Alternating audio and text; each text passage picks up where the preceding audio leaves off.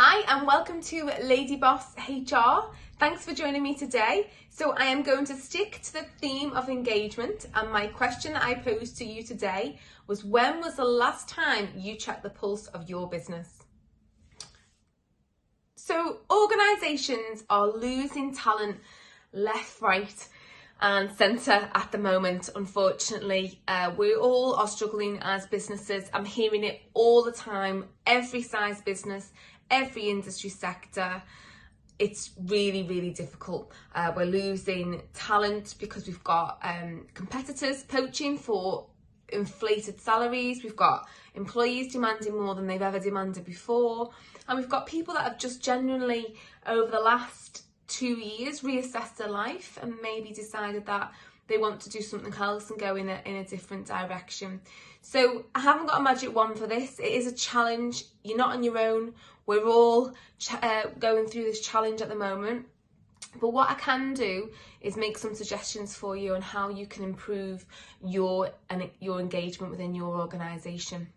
So I love engagement surveys. And for those of you that do know me, you'll know that I love them, but I really hate it when it's a tick box exercise. So I refuse to work with a client who just wants to do this from a vanity project. It's got to be because you really do genuinely want to make a difference within your organisation. The engagement survey is the first point for me within an engagement strategy. It's where we start. And what I'm going to suggest to you today is, rather than you go, and I do think it's great to use an external benchmark, and there's some fantastic external engagement surveys out there for you. But you can start quite easily through your own internal pulse survey. So I'm just going to talk you through how you can do that today. So lots of organisations will perform an internal survey. They can do this through lots of different ways online, fairly cost-effective ways of doing this. Some platforms are available for free. And you need to probably do it every, say, 6 months. Take 5 to 10 minutes. We do call them a lot of the time a pulse survey. The idea being is it's a short questionnaire. You want to be able to be sort of engaging enough to get the results that you need, but then short enough to be able to get people quite literally to check the pulse of your business at any time. My suggestion would be that you keep the questions the same. So you need to think hard about what questions that you want to ask. What are you trying? Think about the end game. What do you want to understand?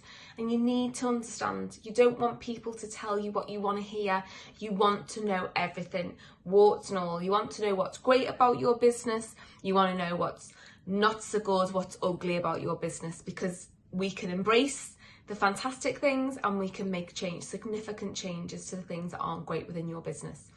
It's also really important to understand what it is that people want. Don't make the assumption that everyone wants more money. That's not the case. Everybody's got different reasons, different drivers within their life, and you need to understand what they are within your business. So my suggestion would be, pick your questions, think about your themes and your categories within those questions, and stick to the same questions so that you are consistent in approach. And then what you can do is you can obviously review these questions on a 6 monthly basis to see if there's been any change. So you just, like I keep saying, you're checking the pulse of your business and you're seeing if there's any change within that period of time. One of the big challenges that I do find with engagement surveys is around the anonymity. So we are asked as an organisation a lot of the time to provide surveys to organisations, because obviously as a HR provider we are then seen as impartial and objective, and people do feel that they can be a little bit more open and honest because we will not judge, we don't know them, we just pass those anonymous results onto the employer. So whatever you can do, whether you do use an external sort of provider or you do find a way to ensure that this is anonymous.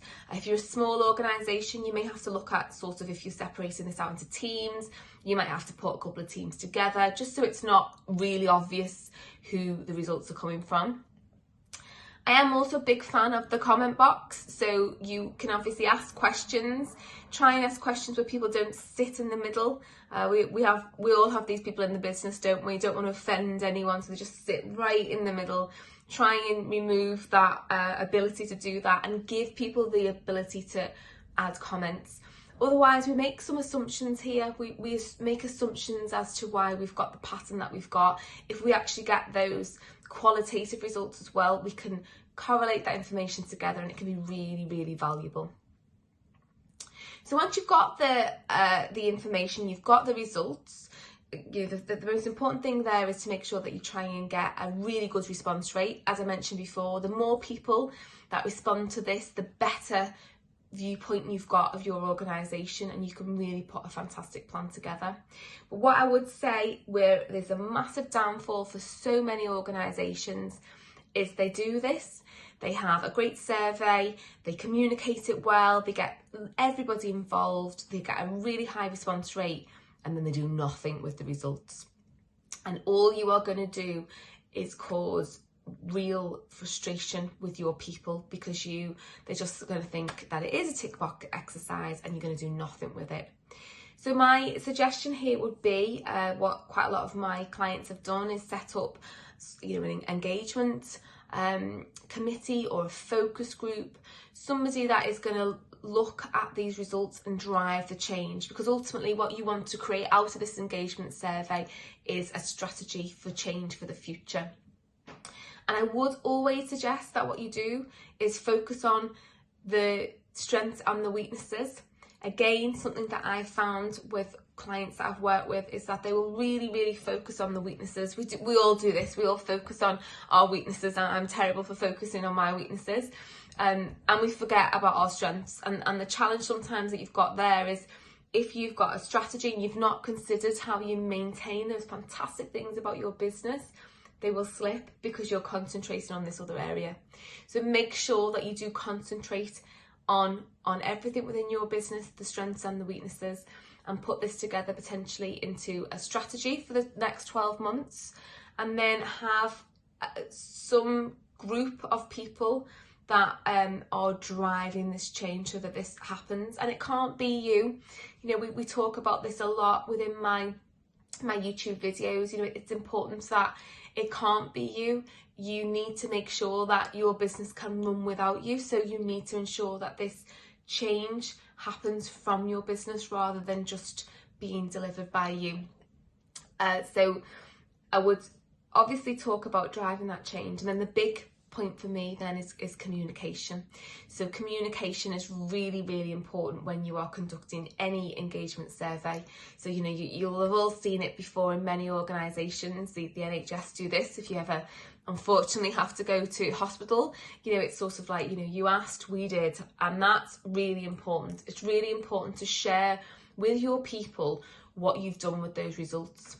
And if there are things that actually you can't do, then you need to share that as well. You need to explain to people, be open and honest so that they understand what is happening, and it will make a massive difference to your organisation. So my action for today is to put together that pulse survey, to keep it short and sweet. If you need any help on those questions, if you're struggling, please do not hesitate to contact me. I'm always happy to help and share any knowledge that I've got. Hopefully it will be helpful along the way. Get that survey out and see what the results are, and put that strategy in place. Take action this year and see the difference, and then be consistent. Then make sure that you do check the pulse of your business on a regular basis. So I hope you found that useful. If you don't follow me on my other social media outlets, please do. I'd love for you to be on the journey with me as well, and we can share best practice and ideas together. So here are my details below, and I will catch you next week.